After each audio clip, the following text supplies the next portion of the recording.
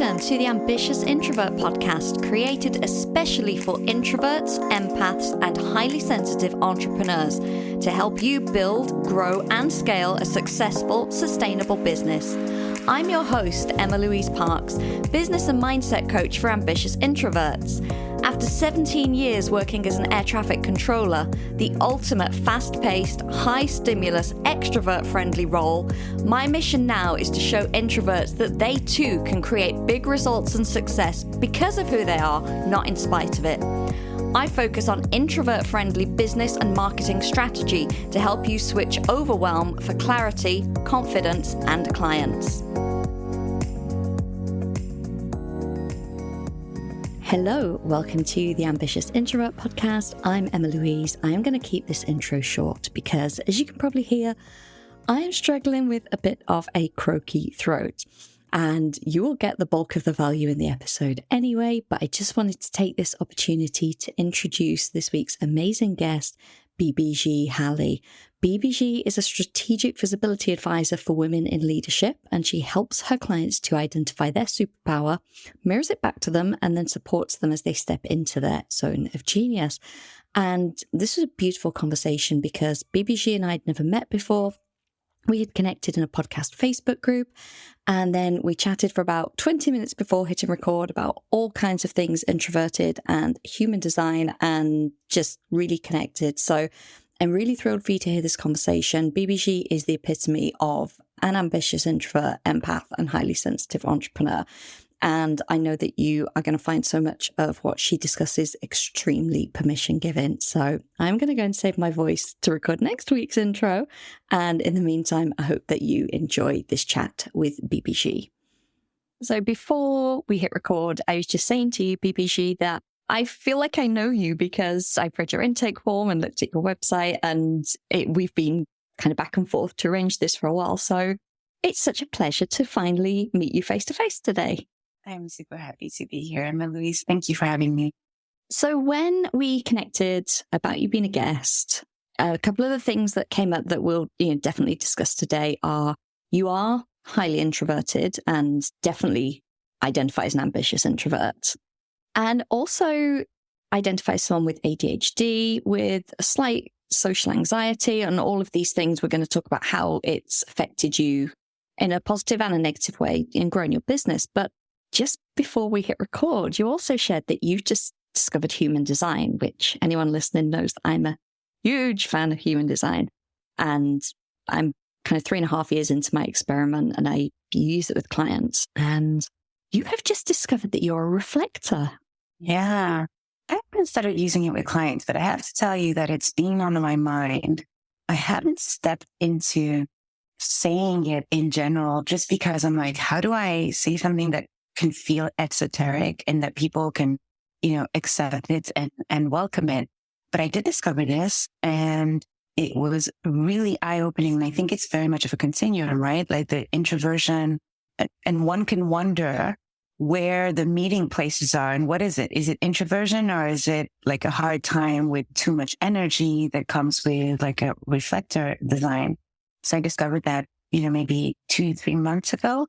And it was a flashback to understanding my interactions with people, understanding why energy and spaces could feel so intense for me, why I didn't like to be in spaces with a lot of people.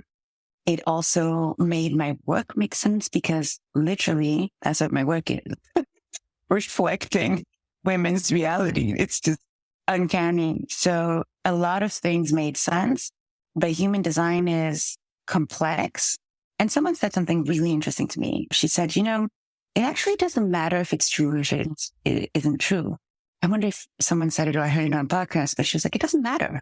What matters is, does your reality feel right with this new information? And it does. So I've been really thinking about how do I put it as a boundary, like you were saying right before we hit record. How do I set boundaries around that? How do I say thank you, but I'm not going to stay for the cocktail when I give a conference? So people are like, oh, we're having something after. And I'm like, I have given you everything during this conference, and I love people, but I don't like people all together.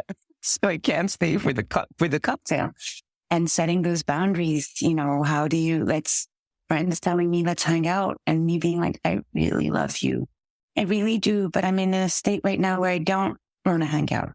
And I'm not in my hangout mode, and being able to get comfortable sharing that with people and living two realities, the reality of really loving people, especially in a one-on-one, and just really not being able to be in spaces for a long time with a lot of people.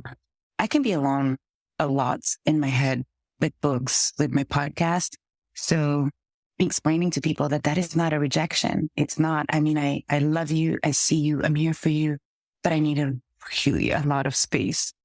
And there's a distinct difference there that, it's quite nuanced. And I think a lot of people can miss it, but you hit the nail on the head that managing your energy sometimes means saying no to things that you might want to do. It's not a case of, I'm not going to go to the cocktails because that's awful and I don't like any of the people and I don't like cocktails. And you might not like cocktails, but it's more about actually what my energy needs at this point is for me to go and be alone. And I'm sure many people that, identify as an ambitious introvert because they're listening to this podcast would recognize that sometimes our brain and our desire can be like, I want to keep going and I want to do all the things, but our energy goes, I don't have anything left in the tank for that. Yeah. Yeah. And, one of the things that happens is the type of interactions you'll have in large groups will require dispersing yourself, right? Like if you are at a cocktail, it's small talk. Small talk, unless you really love it, takes a level of energy that is hard to describe. It's actually physical of like, I don't know what to say to you because it's not a judgment of small talk. It's just like, I don't know how to do it. And so it depletes your energy even more. So yeah, I'm practicing putting boundaries now and saying like, no, I can't. Sorry. I'm sorry, my cat's just decided to join us on here. Wait through this recording. Luckily, it's not a video podcast. Mimi, it would be lovely as a video podcast. Thank you. She's moved now. Thank you. I'm with you because I don't like small talk, and I find it very draining. And as you say, whereas before we hit record, we'd never spoken, and within 5 minutes, we were straight in. We were talking about family dynamics and social conditioning. And that to me I'm almost there with the people that I resonate really well with. We're in that conversation and then we're like, oh, hi, by the way. My name is, right? It's like we've just like dived straight in. But that's from a human design point of view as well, it's an energy response where we feel the good energy exchange and we know that we're on that wavelength with someone and it feels good and comfortable. But the worst thing for me sometimes is going to the hairdresser or anything that's going to be small talk, taking a taxi. I was just going to say a cab. Oh, the cabs are really hard. It's so hard. It's like, why should this be hard? Like the conversation's easy, but agreed. It's like when we're doing the things that don't align with us, that's when it's really draining. Actually, that's probably a good place to move on to business. So you have grown this amazing business. And again, of course, for various reasons, there are things that will have been more challenging for you and things that will have been easier. What are the things that you found particularly draining when it came to entrepreneurship? There are a number of things. So one of them is the things should be a certain way and not feeling aligned with that, but it's like wearing a shoe that's too small for you. You're like, okay, I need to build my business like this, but it doesn't feel good to me. But everybody says it should be this, but it doesn't feel good. And you keep trying and then you fail and you try again and then you fail. And then just realize, I'll give you a concrete example. I'm someone who needs change. I've changed my whole life, changed countries, changed my house around, changed jobs, businesses, all the things. And yet there is this narrative around business that you have to have an offering. This is the offering that I have. And that has kept me very stuck, being like, I don't know what my offering was. Until very recently, I realized that it actually doesn't matter. My offering is that I help women get unapologetically visible, and that has never changed. What has changed is it going to be a group program? Yep, for 3 months until I feel like doing something else. Is it going to be one-on-one? Yep, or a year until I feel like doing something else. and giving myself the permission to have a core mission of what I want to change in the world and being completely fluid around how I'm going to do it has been the hardest thing, because when I stepped into that, I was like, okay, I can change my website and put my new service when I feel like it. And when I do that, people resonate with it, because my VA said to me when I said that to her, she's like, of course, Pete, that makes complete sense. She's like, the reason people follow you is because they get access to different things, to change, to new things. That's what's fun. And I was, here I was trying to fit into what's expected, and it wasn't working for me. So that has been a real game changer. Like, I will explore something for a while, and then something stayed. Like, my podcast has stayed for like 3 years now. My visibility strategy sessions, I'm really loving them. So they're probably staying for a while, but other things, nope, I'm done with this and moving on. It's so important, because having that kind of core mission. So for me, it's ambitious introverts. When you have that focus and you know that everything that you're providing is either serving a subset of, society, or is outcome focused, like you say, visibility, that's so easy to focus on in a good way. Easy, like it flows, but we get so tied up in the nuts and bolts and the minutiae of, my program, how many calls do I have to do and how long do they have to be? And it needs to be this. But I agree with your VA. Like, if I came to your website, I did go to your website because you applied for the podcast. And when I went to your website, it's like, I don't care about that. It's like I always say to clients that are coaches, no one wants a coach. No one is buying coaching. So telling them it's this many calls and it's this and it's this. Yeah, they need that information eventually, but they're buying the outcome. So that's why I love yours with visibility. It's so clear, and how you deliver that can be completely up to you. Yeah. They're buying the outcome, and they're also buying the person and the space and the vibe, right? Which is why, like, ultimately competition is not something that makes sense, because my person is not going to be your person.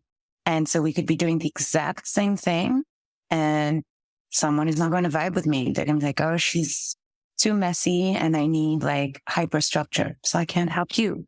But someone who functions in that way can help. So giving yourself the space to be who you are, that will bring in people who vibe with who you are. That will create, a tribe around you and just really cool community. But it's hard to step into that. It's really, really hard, because there's so much noise where you're like, I should be something. I should be doing something. Even if you tell yourself, I don't follow that, you do. I know for myself, I did. Even if cognitively I was telling myself, no, I'm not the type of person who will follow that thing. I was still like grappling with like, well, why am I changing my programs all the time? Why am I? Because that's who I am. I'm a change person.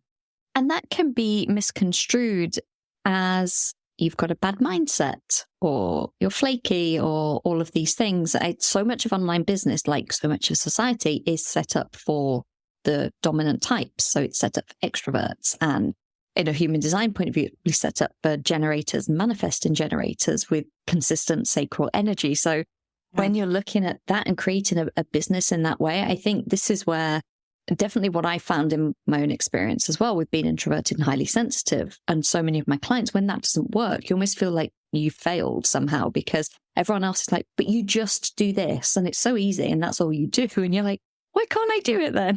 Yeah. And there's so many other things that I can do. There are so many other things that I'm interested in, and we don't remain static. It's really particular that we want to remain static in business and in work, when we don't remain static in anything else in our lives, right?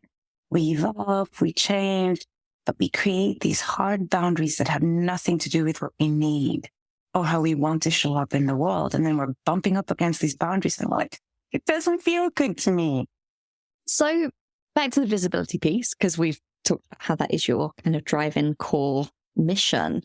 How would you define visibility? Because I know it's quite a loaded term for a lot of introverts who fear it or feel like it's quite extroverted or show-offy. So what's your personal view on visibility? That's a really important question for an introvert, because the spontaneous definition that we would think about for visibility is like being on TikTok and being on all the apps and being an influencer and all the things. But for me, visibility is really about the capacity to show up in the world in a way that feels good to you, that you know yourself deeply. So there's an inner visibility and you are comfortable showing that. That's the outer visibility. And so, and the internet has made that very easy also for introverts, right? Because you can manage the boundaries of how you're showing up. But when I started this work, I used to talk about personal branding and then it didn't feel good. I was like, yeah, the personal branding is too small. And so I moved it to visibility and a visibility practice, which is getting used to telling the world about you in your own terms. This is who I am. This is what I do. This is what I like. This is what I don't like. This is the value that I bring. This is what I won't do because I suck at it. And it's generally putting yourself out in the world. I'm going to say powerfully, but it's not powerfully as forcefully. It's powerfully as in I am settled into the person that I am and I know the value that I'm bringing in the world. So there's a lot of work there, and it's an even more intense activity for women because there's so much conditioning around the way we're supposed to show up. You can be this, but not too much. Be that, but not too much. Dress like this, but not too much. So we have so much that is put on how women show up in the world that actually digging into how you are and what you are is 90% of the work. And once that's done, then you can do a LinkedIn profile. You can get on TikTok, even if you don't enjoy it. You can do all of that because you've done the digging work before. I love this description of powerfully, but not forcefully. Power is an important word to me. It's a word I think about a lot. And my mastermind's called Quiet Power. And it's a very similar idea that you can be solidly grounded and calmly confident and stand in what you do and what you believe in. And you can share that with the world in a way that is quiet. You're not shouting it or pushing your way in. But when you are so firmly rooted in your own message, your own personal power, your own zone of genius, all of that, that's when the magic happens. And it enables you to have that quiet power, quote unquote. And you're not ramming it down anyone's throat, or you're not having to compete with anyone or try and be the loudest, because we're never going to be the loudest. So I always think of it as like a potency. Yeah, absolutely. And I love that you brought the zone of genius piece, because one of the things that gets in the way of visibility for women the most, and I talk of women because that's my, constituency, but one of the reasons it's hard is because we've been socialized to think that anything worth doing has to be hard. But the thing is, the value that you bring in the world, the thing that you are going to be great at is the thing that is the easiest for you and that you attribute the least value to. You're like, anybody can do this.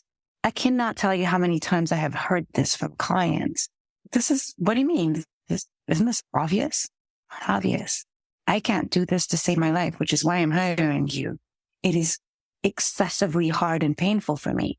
And so women stepping into that and being like, okay, I'm really good at this. And I can tell people I'm good at this. And the thing is, when you are comfortable telling people that you're good at something, you become really comfortable telling them what you're bad at. And so now you have this balance, right? Where you no longer have to do those things that you're terrible at because you tell people, yeah, that's not my thing. Like I'm not going to be helpful to you if you want me to be doing the project plan, which is my particular case, but you want to work on the strategy? I got you. It's so true. And I was nodding along and like, yes, as you were talking, because I've seen it time and time again where, so many of my clients are so smart and high achieving, and they have these very broad zones of excellence. So they can do a lot of things really well. But when they tap into the zone of genius, it's almost a shock to them. And like you said, can it be this easy? And almost a guilt sometimes around, people are paying me a lot of money, but this is really easy for me. And but you're not, as you say, it doesn't have to be hard to earn the money. That is your zone of genius. People would probably pay you double what you're charging because they can't access that in any other way. Yeah. And then that's when the self-sabotage comes in, right? Like you see, oh my God, this is so easy and people are paying me and I feel like I'm telling a lie. So you stop doing it right at the moment when you're getting momentum. You stop doing it because now you're freaked out, right? You're like, someone's going to find out that it's this easy and they're going to be like, give me my money back because if it's easy, I can do it myself, right? But you can't do it yourself. That's the whole point. So there's really something to lean into easy. I have a Post-it right now on my computer. It says, how can this be easy? What is the path of least resistance? And so when I start to feel like I'm bumping up against something, I'm like, okay, Bibi, why? Like, why is this not working? And usually it means removing something. I want to do this. So, how can it be easy? That's what our collective mantra should be. How can this be easy? One of my clients is very creative and she hates anything admin or systems wise. And she hired a VA and almost felt guilty giving the VA work. And she's like, she enjoyed it. She couldn't get her head around it. She's like, she actually enjoys doing that. It's like, yeah, that's why she set a business up around doing it. She enjoys it and she's really good at it. So she gets compensated for it. And it took her so long to recognize, because she really felt like she was offloading a horrible task onto someone and that other person would be like, oh, this is a horrible task. And that's until she realized she loved it. Like, yes, that's why she does it. Yeah. Yeah. And it's so interesting with admin work, right? Like there is this narrative that it's less valuable, but I'll tell you, having the right person who can take things from you and help you realize your dreams, you will just want to throw money at them. You're like, I feel like I'm failing at certain things because I can't tie these pieces. So for me, follow-ups are really hard. But having someone who's going to pick those pieces up and help me follow up, take all of my money, right? So yeah, the Zone of Genius thing, I always tell people, go read that book, the Gay Hendricks, The Big Leap. Yes. So read it. Such a great book. Yeah. Such a great book. And actually, we were chatting before we hit record. You were saying you listened to my episode about energy with Joe Sweeney, which was quite a way back now. But, Joe's my coach and she is very open because energy clearly is her zone of genius. That's what she's all about. And admin, tech, anything like that. She says it like she goes to her team and goes, there you go. Can you sort that out? Thank you. Bye. Because it's not where she needs to be using her time and energy. Yeah. It doesn't serve anyone. So she very much relies on a team to do everything, but it enables her to stay in her zone of genius. Yeah. She gave me permission now listening to that episode because I'm like her where I've gotten people to help me, but there's always been an underlying guilt of like, okay, but you're just one person. Like, how can you, have a producer and then a VA? And then now I am working with someone because I'm an online business manager. And I'm like, seriously, stop, people. But the thing is, I do need all those people because it allows me to feel grounded. And listening to Joe say, I take these amount of hours per week to take care of myself. I have all these people helping me. I was like, thank you. Thank you for saying that because it really, gave me permission. Well, I'm thrilled about that. I'm thrilled to hear that the podcast obviously has that effect because that's why I want to have these conversations so people can hear and take that as we can do it that way. And, what I will say from a client point of view of Joe's is it enables her to turn up and she's in absolute integrity. She shows up and gives everything to her clients, the calls and all of the things that she is there to do because her bandwidth is not taken up, like you say, with these other things. Yeah. Amazing. So before we wrap up, there is something on your application form that I cannot ignore. And that is how the pandemic was the best and the worst thing for your visibility. As when I saw that, I was like, okay, because obviously as introverts, we found the pandemic, maybe not as challenging as a lot of extroverts did. So please share, why was it the best and why was it the worst? So it was not hard for me, like a lot of introverts, because I love being online and being able to manage that. But I was also one of the people who caught COVID really early. I caught it in December of 2020 and I got long COVID after that. So it lasted 2 years. And I am convinced that one of the things that COVID did for all of us is it forced us to slow down because with long COVID, I was someone who was probably a little bit of a workaholic, probably a lot of a workaholic, and it slowed me down and it forced me to, there were things I just couldn't do. I kept trying, starting new programs, whatnot, and it wouldn't work. And so it forced me to learn how to manage my energy, to take naps, to like I'm not the same woman today. I don't show up in the same way because it took so much out of me that I became intentional. Where before I was just like, doing all the things. Now I'm intentional. I'm like, okay, I'm tired. What do I need? Is this mental tired, body tired? Do I need a nap? Do I need to cancel? What do I need? And I never asked myself those questions before. I just worked. That's all I did. So coming out of the pandemic, I came out like fresh. It's like, okay, I can feel that COVID is no longer in my body. And now I'm able to do things, but I know what it's like. I know what's behind me. And so I have like this capacity to start and stop and to put limits. And it took a while for me to say a sentence like that. It was the best and the worst thing because for a long time it was just the worst thing. But now I'm like, I would never be where I am at today, be doing these strategy sessions and stepping into my own power without having been slowed down to a grinding halt. Yes.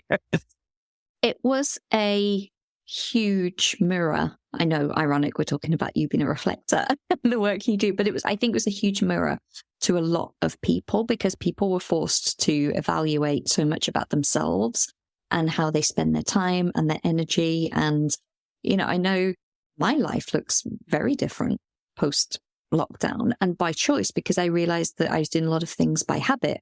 And even when those things became available again afterwards, I went, nah, not really interested. And it's easy to live life on autopilot, as you say, and just keep doing the things. So I think it was a very, that forceful, slow down, like you say, for a lot of people, made them reevaluate once the world opened again. What do I really want? What do I really need? Yeah. From a reflector perspective, I'm toying with the idea, but I haven't spent a lot of time thinking about it. The idea that the energy type is one that reflects the health of the community. And like, I had the worst long COVID, burnout, all of it during a global pandemic. So what's going on here? What am I supposed to understand? But I haven't yet spent a lot of time thinking about that. I'm just, just happy to be out of that. But there is something potentially to explore. I love that. And I love that, even just getting to know you a bit today, I can see that exploration part is something that you will enjoy as I would. Like, let's have a deep kind of contemplation around this. Yeah, absolutely. Beautiful. Well, you touched on a book earlier that you love, which is Big Leap by Gay Hendricks, and I would agree.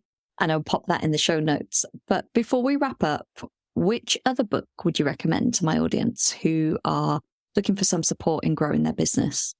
I think this one is great for introverts. It was a game changer for me. It's Never Eat Alone by Keith Ferrazzi.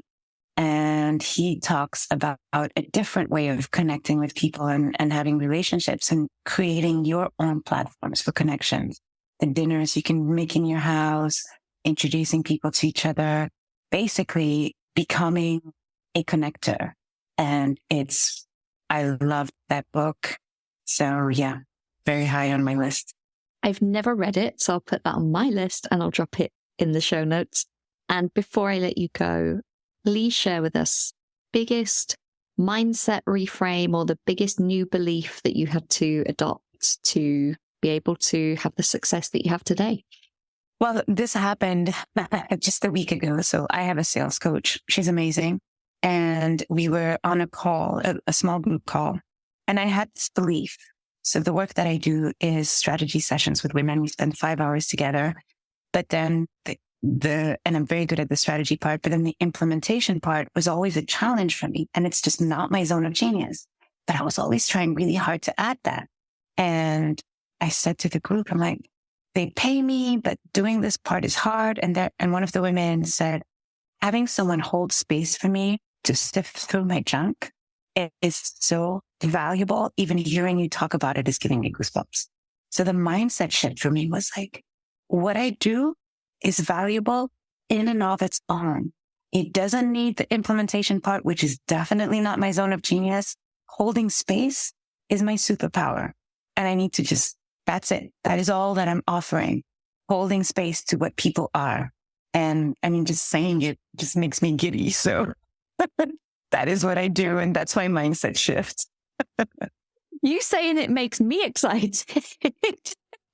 Along with Mimi's little foray onto the screen, this really needed to be a video today, didn't it? And it's so true. And, ties back into what you said about we undervalue our zone of genius, and because it's easy for us, but to someone else, it's like the most precious thing. So that is amazing. Thank you so much for sharing all of your wisdom. Thank you for being so honest and open and taking the time to come and chat with me today. Thank you for having me. This was a lovely conversation. I had so much fun. Thank you for listening to this episode of the Ambitious Introvert Podcast with me, Emma-Louise Parks. If you enjoy this show, please subscribe, rate, and leave a review on iTunes. As a thank you, one lucky reviewer each month will win a 60-minute one-on-one coaching session with me, where you'll get the clarity and confidence to attract your ideal clients. And if you know someone who could benefit from listening to the show, then please do share and help me reach as many fellow ambitious introverts as possible.